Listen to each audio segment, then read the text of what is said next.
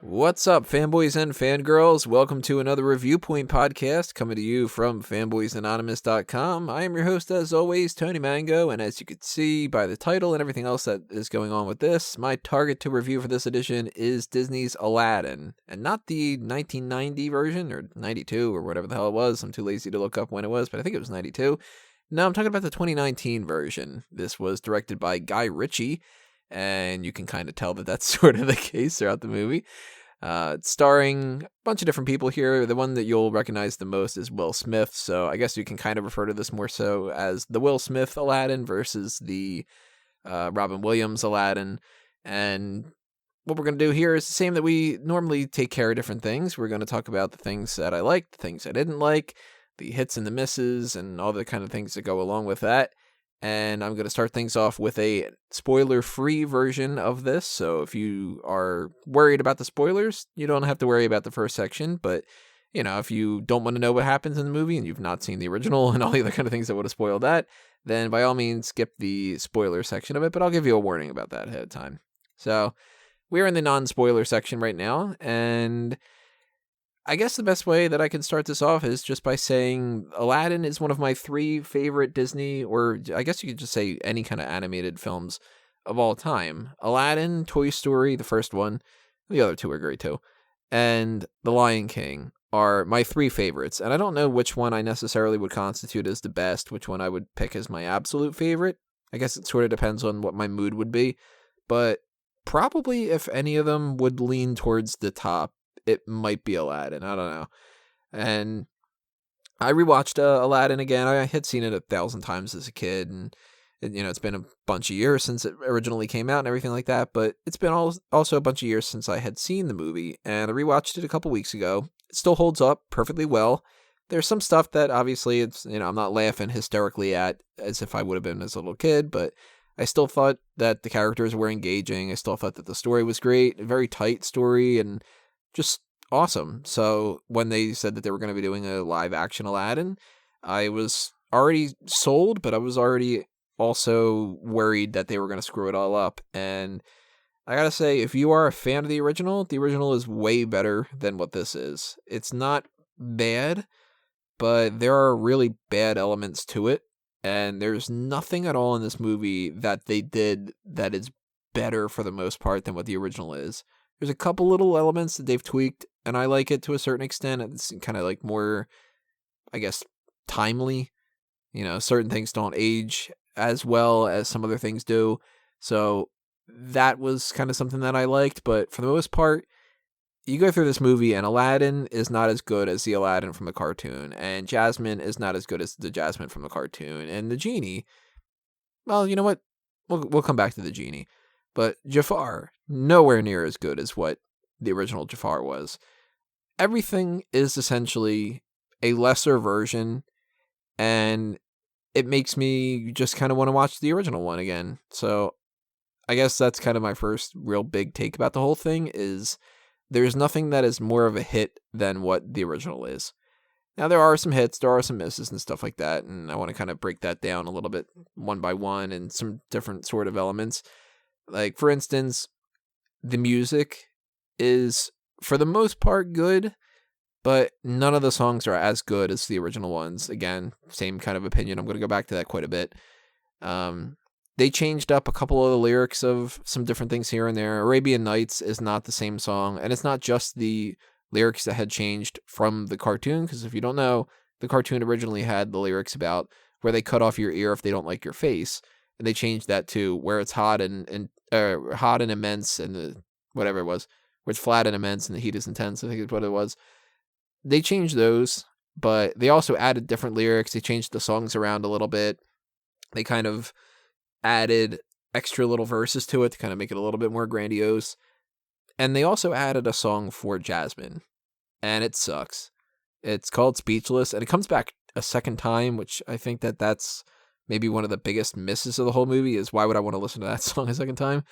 But Speechless is the type of anthem that you can tell what they were going for. It's very transparent, and it would be a good message if it wasn't so transparent and if it was a better song. It's just not catchy, and The way that they did it is kind of strange, and I personally do not like musicals when it comes to almost like any kind of musicals for the most part, but there's something about Disney movies, like the cartoons from this era, that I think that they can pull off being a musical a little bit better because it just feels a little bit more natural. And for this one, I didn't like the idea of Jasmine in the middle of nowhere just singing a song and doing the whole like acting like she's on a Broadway stage kind of thing, because she's acting toward the camera and it's really stupid.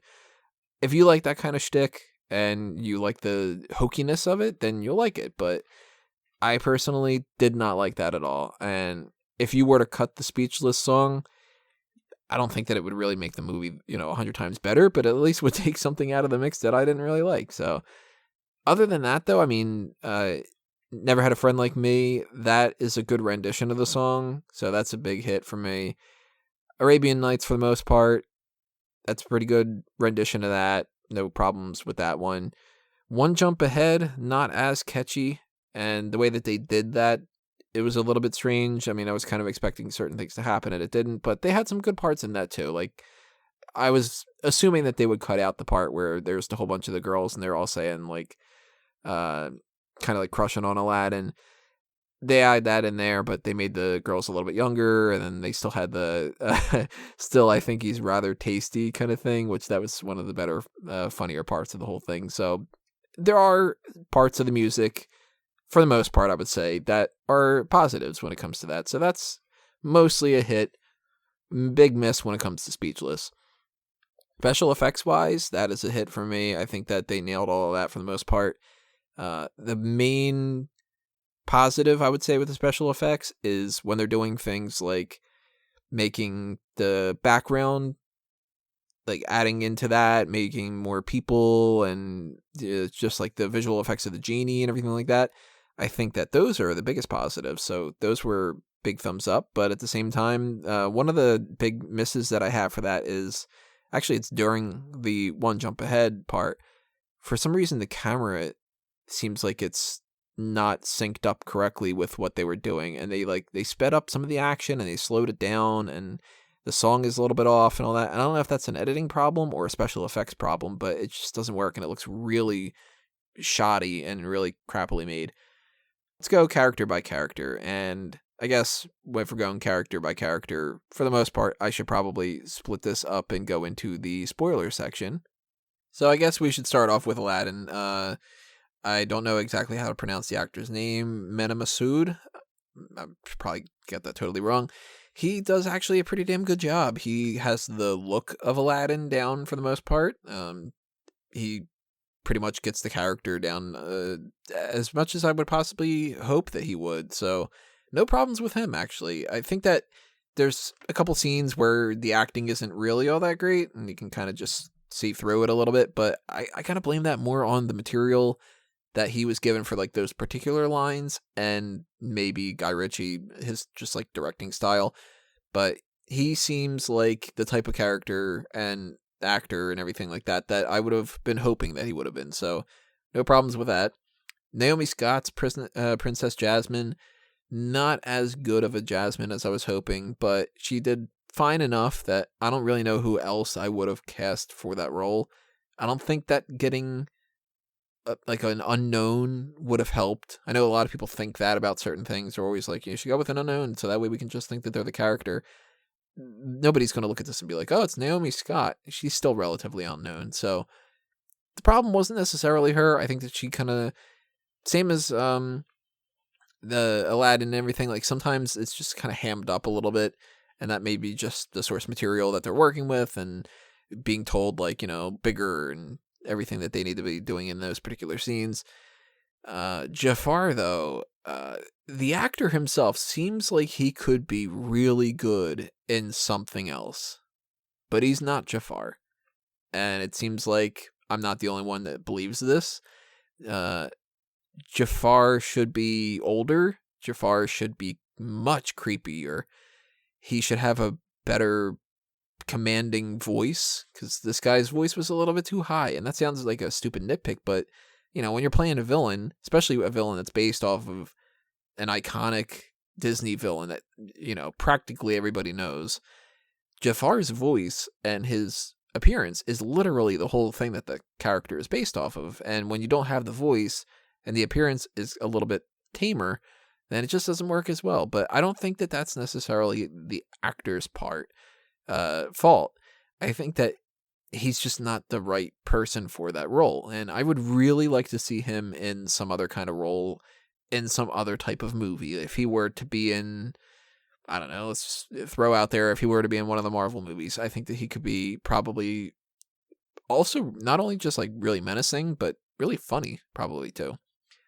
The Sultan, to a certain extent, I think he's actually maybe a little bit better than what the one in the 1992 or so movie would be.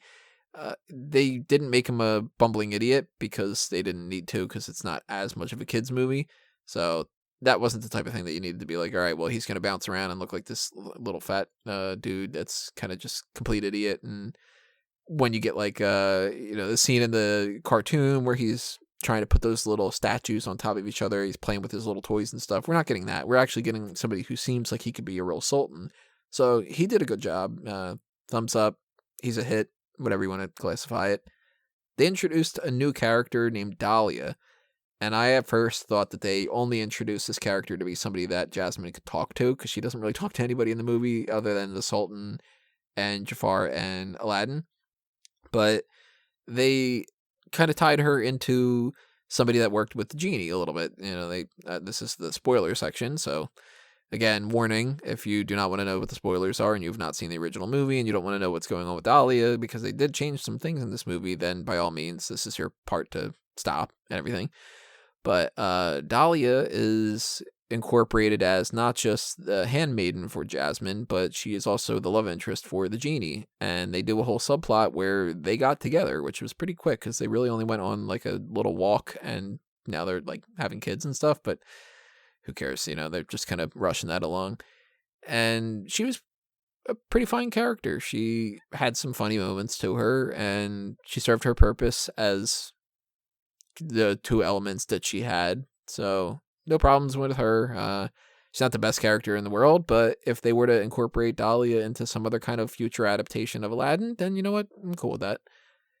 Billy Magnuson, not too sure about him. He plays Prince Anders, and he was kind of funny part. He was the suitor that comes along and makes an ass of himself and looks like a complete idiot and stuff, and they changed that up quite a bit in this movie.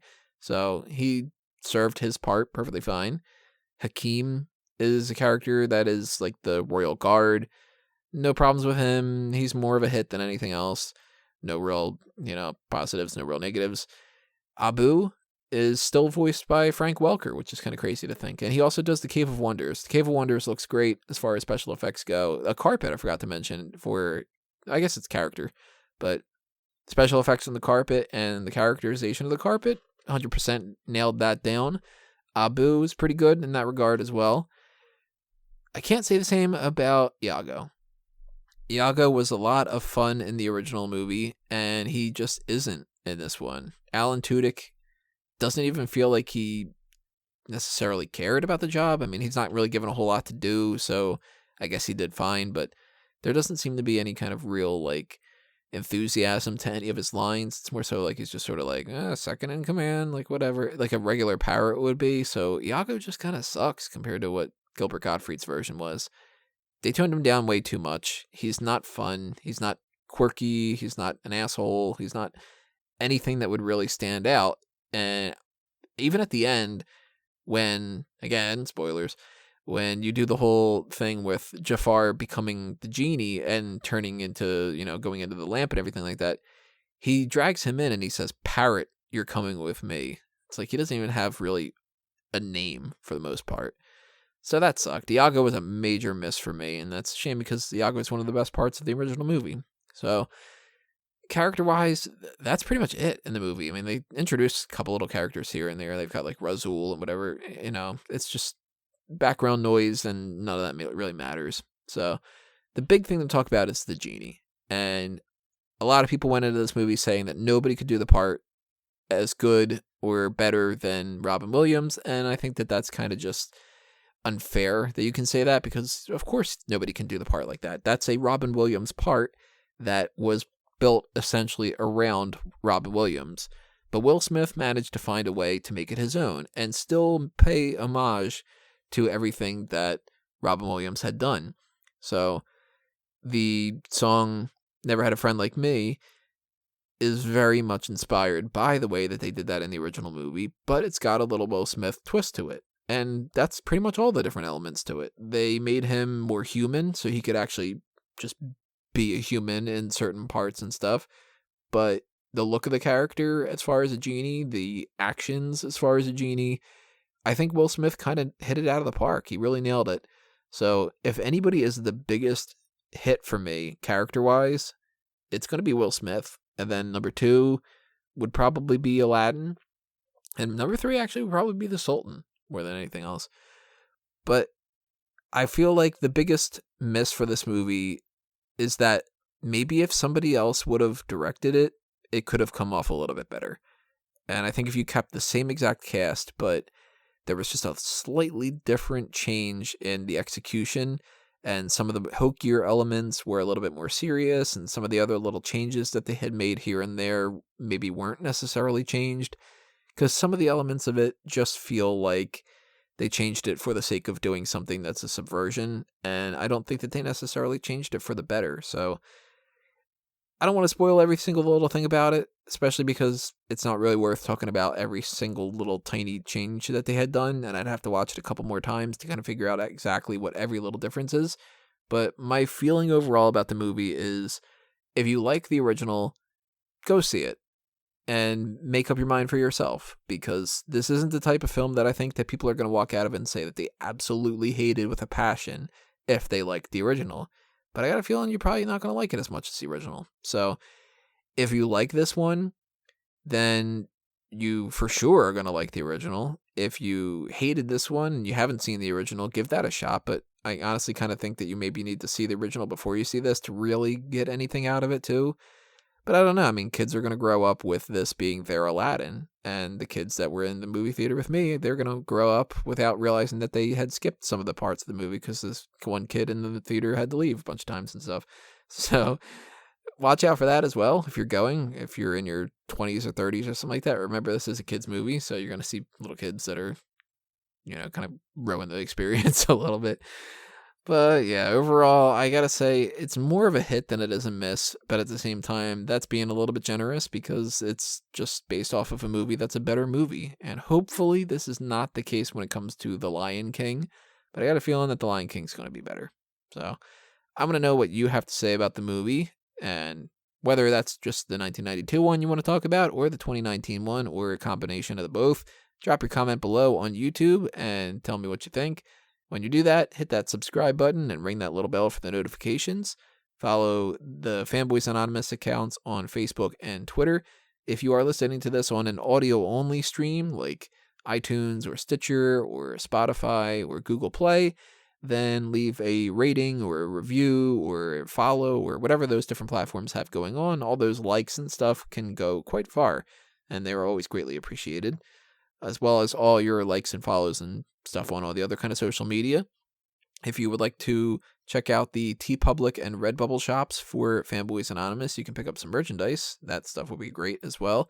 And if you got some spare change you want to donate to the Patreon to help us kind of move along here, I say us, but it's a one-man show. So if you want to help me do more things Fanboys Anonymous related, and, kind of want to inspire me to do more articles on the website or more different review points or some other kind of podcast material that isn't a review point, because I would really love to go back to doing like the group meeting podcasts and stuff, then by all means, the Patreon is the best way to convince me to do that and to be able to set aside some time to be able to do that stuff too. So go ahead and think about doing that. If you are interested in the pro wrestling side of things, obviously go to smarkoutmoment.com for all those things. You can follow me personally on Twitter and Facebook at Tony Mango, spelled out TOEKNEE Mango, or at A Mango Tree. If you start clicking around all over the place, you will find plenty of different things to be aware of that I am spinning all those plates about. So again, thank you for listening to this review. I will see you next time. But right now, it's time for me to geek out.